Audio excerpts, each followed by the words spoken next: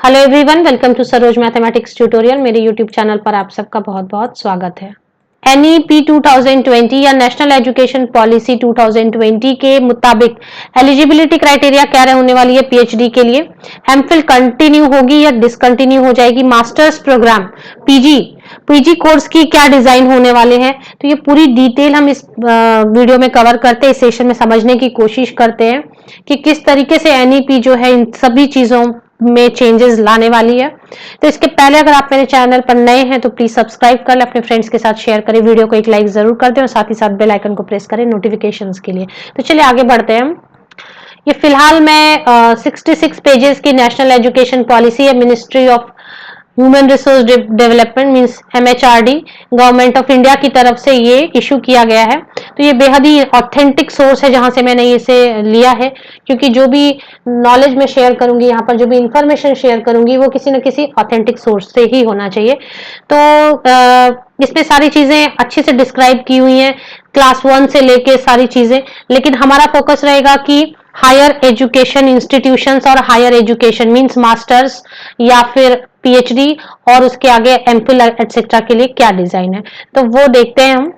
ये सब डिस्कस करने के पहले मैं ये बता दूं कि ये अभी एनईपी 2020 इंप्लीमेंट नहीं हुई है और कब से इंप्लीमेंट होने वाली है, कितनी जल्दी इंप्लीमेंट हो सकता है या कितना वक्त लग सकता है, इसके बारे में फिलहाल मैं बात नहीं कर रही हूं। सिर्फ मैं बता रही हूं कि एनईपी ने क्या चेंजेस सजेस्ट किए हैं, इनमें से कितने चेंजेस होंगे या नहीं होंगे, इसकी बात फिर अपडेट मैं आपको वीडियोस में देती हूँ। लेकिन जो चेंजेस सजेस्ट किए गए एनईपी 2020 में, तो यहां से समझने की कोशिश करते। Point number 11.10 HEIS means higher education institutions will have the flexibility to offer different design of masters program। तो अभी जो एक फिक्स होता था कि 2 साल की होगी मास्टर्स प्रोग्राम, उसको अभी फ्लेक्सिबिलिटी रखी गई है। अभी 3 तरीके की मास्टर्स प्रोग्राम होंगे। पहले there may be a 2-year program with the second year devoted entirely to research for those who have completed the 3-year bachelor program।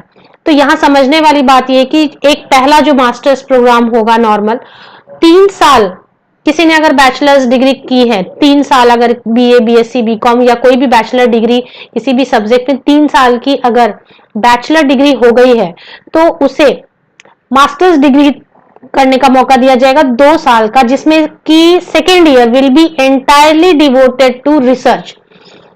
अब इसमें 3 अलग अलग चीजें, ऐसा नहीं है कि रिसर्च जिसको नहीं करनी उन्हें जबरदस्ती करना है, मतलब ये अलग अलग ऑप्शंस रखे गए हैं, क्योंकि बहुत सारे लोग मास्टर्स करने के बाद कॉर्पोरेट ज्वाइन करना चाहते हैं, कंपनीज ज्वाइन करना चाहते हैं और कुछ लोग रिसर्च में जाना चाहते हैं। तो इसीलिए मास्टर्स डिग्री को 3 अलग अलग तरीके से बांटा गया है। पहले केस में अगर 3 साल की बैचलर डिग्री हो गई है तो 2 साल की आप मास्टर्स कर सकते हैं, जिसमें कि दूसरा साल आपको रिसर्च करनी होगी। पॉइंट बी को अगर देखते हैं, अगर 4 साल की बैचलर डिग्री की है किसी कैंडिडेट में जिसमें रिसर्च ऑलरेडी था, तो उनके लिए सिर्फ 1 ईयर की मास्टर्स प्रोग्राम रह जाएगी। तो ये एक अलग सी बात आई है कि जिन्होंने 4 साल के बैचलर डिग्री प्रोग्राम लिया है, किया है रिसर्च के साथ में, उनके लिए मास्टर्स प्रोग्राम सिर्फ 1 ईयर की रह जाएगी।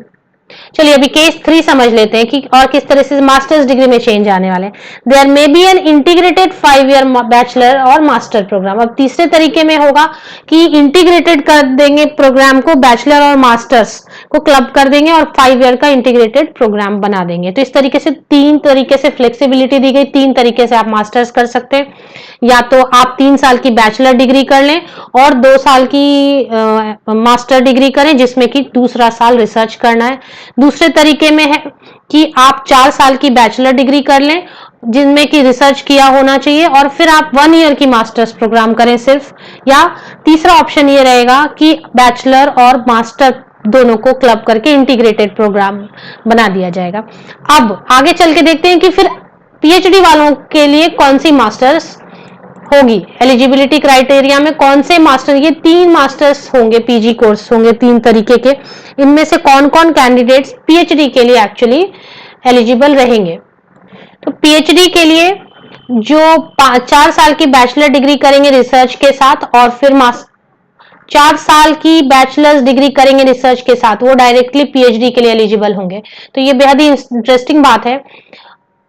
या फिर आपने मास्टर्स डिग्री ली हुई है तो भी आप एलिजिबल होंगे, किसी भी तरीके की मास्टर्स डिग्री ली हुई है तो भी एलिजिबल होंगे। अदरवाइज जिन्होंने 4 ईयर बैचलर डिग्री की है विद रिसर्च वो भी अब पीएचडी के लिए एलिजिबल होंगे। मतलब उनको मास्टर्स डिग्री वापस करने की जरूरत नहीं रहेगी, क्योंकि एज पर एनईपी 2020 तो ये इस तरीके के चेंजेस आने वाले हैं पीएचडी के लिए। अब आगे बात करते हैं एमफिल की। एमफिल के लिए कैसा रहने वाला है, the MPhil program shall be discontinued. तो यहाँ पे साफ साफ लिख दिया गया है कि एमफिल प्रोग्राम को ही रिमूव कर दिया जा सकता है। तो ये तो फिलहाल एनईपी 2020 का इस तरह से ड्राफ्ट बनाई गई है, इसके मुताबिक यही है कि एमफिल प्रोग्राम को रिमूव किया जा सकता है। शेल बी डिसकंटिन्यूड, यहाँ पर तो रिकमेंडेशन ही है कि रिमूव हो जाना चाहिए, रिमूव किया जा सकता है। और पीएचडी के लिए भी आपको बता दिया कि 4 ईयर बैचलर डिग्री अगर रिसर्च के साथ की हुई है तो भी आप पीएचडी डायरेक्टली कर सकते हैं, या फिर आपके पास किसी भी तरीके की मास्टर्स डिग्री है तो भी आप मास्टर पीएचडी के लिए एलिजिबल माने जाएंगे। और मास्टर डिग्री में भी 3 अलग किस्म के कर दिए गए हैं। जिनको रिसर्च में इंटरेस्ट नहीं हो वो विदाउट रिसर्च वाला भी मास्टर्स कर सकते हैं, और जिनको एक्चुअली शुरू से ही रिसर्च पीएचडी में जाना है वो उस तरीके की मास्टर डिग्री कर सकते हैं, जहां पर तीनों ऑप्शंस आपको मैंने 1 बाय 1 ऑलरेडी एक्सप्लेन किया है। इस पर जो भी अपडेट आएगी, अगर इंप्लीमेंटेशन की अपडेट आती है या जो भी अपडेट आती है तो वो मैं जरूर आप तक पहुंचाने की कोशिश करती रहूंगी। होप ये सेशन आपके लिए यूजफुल रहा होगा। इस तरह के यूजफुल सेशन लेके मैं फिर आपके पास आती हूँ। तब तक के लिए आप सभी को best wishes. Thank you very much.